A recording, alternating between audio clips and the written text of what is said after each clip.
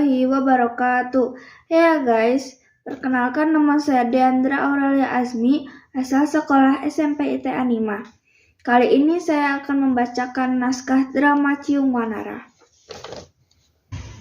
Zaman baheula aya hiji karajaan anu ngaranna Galuh Pakuan nu dipimpin ku hiji raja anu wicaksana tur adil ngaranna Prabu Permanandi Kusuma. Prabu kagungan dua permaisuri, nyaeta Dewi Pangrayap sareng Pohaci Naganingrum nu keur hamil duanana. Dewi Pangrayap mimiti ngalahirkeun budak lalaki nu ngaranna Haryang Banga. Geus waktuna Pohaci Naganingrum ngalahirkeun, tuluy niat jahat Dewi Pangrayap dimimitian. Nalika ngalahirkeun, Dewi Pangrayap pura-pura nulungan, tuluy nutup panon Pohaci Naganingrum. Sangkan orokna bisa ditukar jeung anak anjing. Lajeng anjeunna nempatkeun orokna Pohaci dina peti emas jeung endog hayam.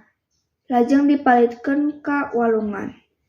Sapasang nini aki di hiji desa terpencil manggihan eta peti, sarta eta orok dingaranan Ciung Wanara. Ciung Wanara tumuwuh jadi jajaka nu gagah. Tuluy hiji poe papanggih jeung saurang sepuh nu nyebutkeun yen Ciung Wanara teh mirip jeung paduka raja. Kusabab penasaran, Ciung Wanara mawa eta sepuh teh ka imahna. Tuluy ditembongkeun peti emas nu palit jeung manehna waktu keur orok. Ceuk sepuh teh, "Hah, ieu pan peti emas tina karajaan.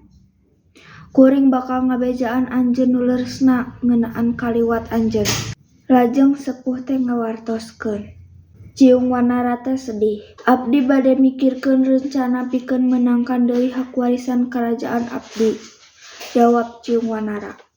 Sababaraha poe ti harita, Ciung Wanara datang ka karajaan Galuh Pakuan mawa hayamna. Ciung Wanara sumping ka Kanjeng Prabu Permanandi Kusuma. "He budak mora, naon maksud anjeun datang ka dieu?" ceuk paduka teh. "Abdi ngajak adu jago, upami abdi nu menang, abdi hoyong sabagian karajaan ieu." "Abdi ngajak adu jago, upami abdi nu menang, abdi hoyong sabagian karajaan ieu," jawab Ciung Wanara. "Muhun, abdi nampi tantangan anjeun." Tarung antara jago paduka raja jeung Ciung Wanara dimenangkeun ku jago Ciung Wanara anu sakti.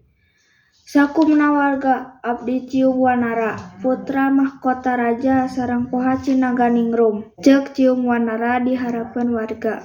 Sanggeus kitu Pohaci Naganingrum datang ka Ciung Wanara sarta ngayakinkeun warga.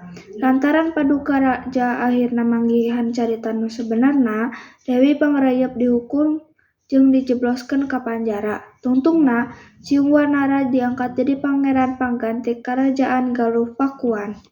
Sekian video dari saya, mohon maaf jika ada salah-salah kata. Wassalamualaikum warahmatullahi wabarakatuh.